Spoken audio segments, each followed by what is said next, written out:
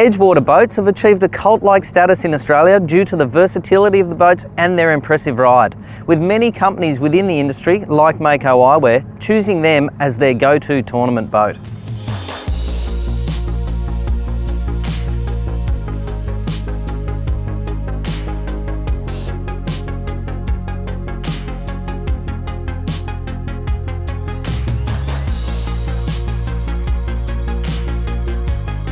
Centre console boats like this one are hugely popular in Australia.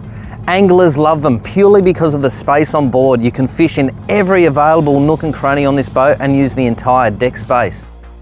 So this boat has been set up to fish inshore and offshore tournaments.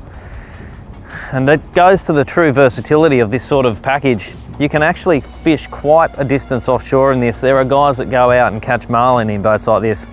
Today, we're doing what a lot of tournament guys will do. They'll work along a bank like this, use an electric motor, use a sounder. We've got one on the front here, looking for structure and casting for brim.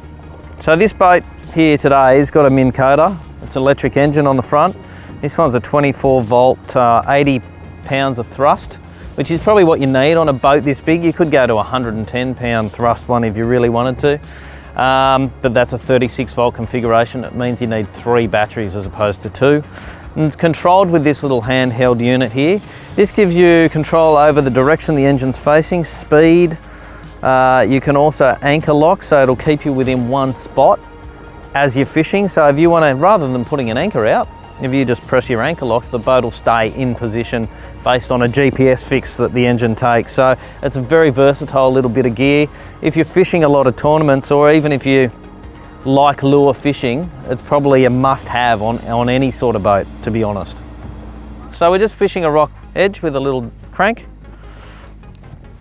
I've just got a little baby brim here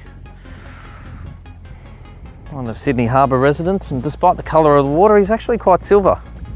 It's only a baby.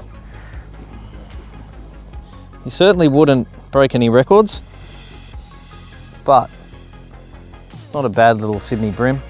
There's plenty of them around waterways like this, and this is why these competitions, tournament comps and things like that, particularly for these, are quite popular. Just a baby, but still. It's a fish.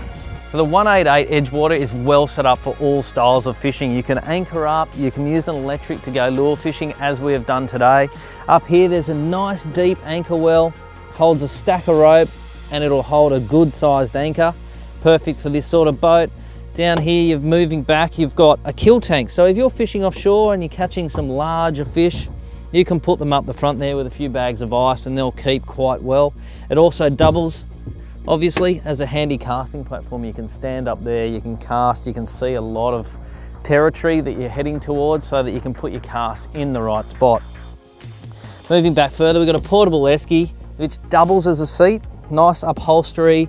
It's very comfortable, and it is a take-on, take-off situation, as is the same with many American boats. You can take it out and leave it out if you want. Thus, you've got a little bit more area up the front here. Also, in the front of the console, which is immediately behind that esky, you've got a sounder here. So if you're fishing from the front of the boat, you're still able to see the territory below and identify where the fish are hanging. The helm area here is beautifully appointed. The guys at Mako Eyewear have had this set up with dual Simrad units here, and also an iPod unit that handles any sized iPod or iPhone for that matter. Your dials for your engine are well placed and easy to see, but also with these units you can actually go through and have a look at your instruments and have them display on the unit if you so choose.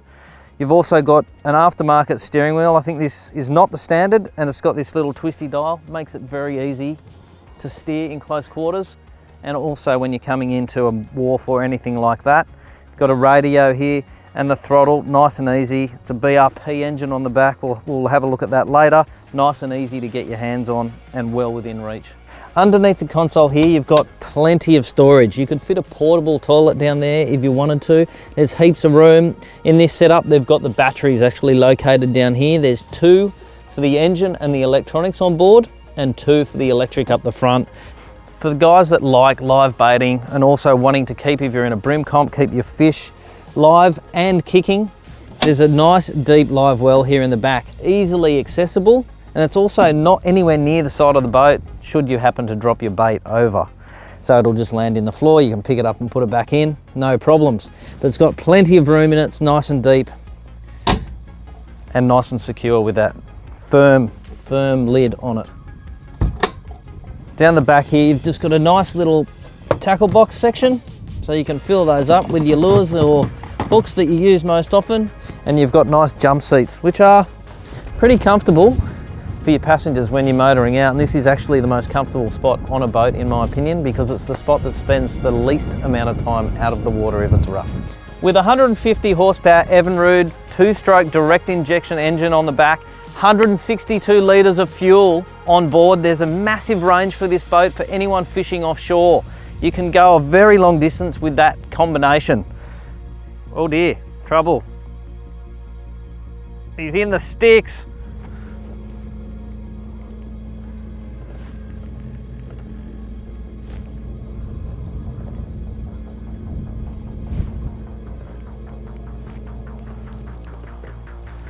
I think I got him away enough. Right off that stick, he was just sitting on the end. I think I've got him out. Oh, it's a flatty. Little plate-sized flathead. Something different. What a shot. Good-sized dusky flathead. Not a bad one at all, actually. Bit of fun, he was sitting right out the end, just in front of that tree in the background there. And I'll just drag the lure past him and he grabbed it straight away. We'll get him back in the water so he can live to fight another day. Off you go, bud. It's away. So if you're a mad keen angler who loves a little bit of inshore and offshore fishing, the Edgewater 188 should definitely be on your shopping list.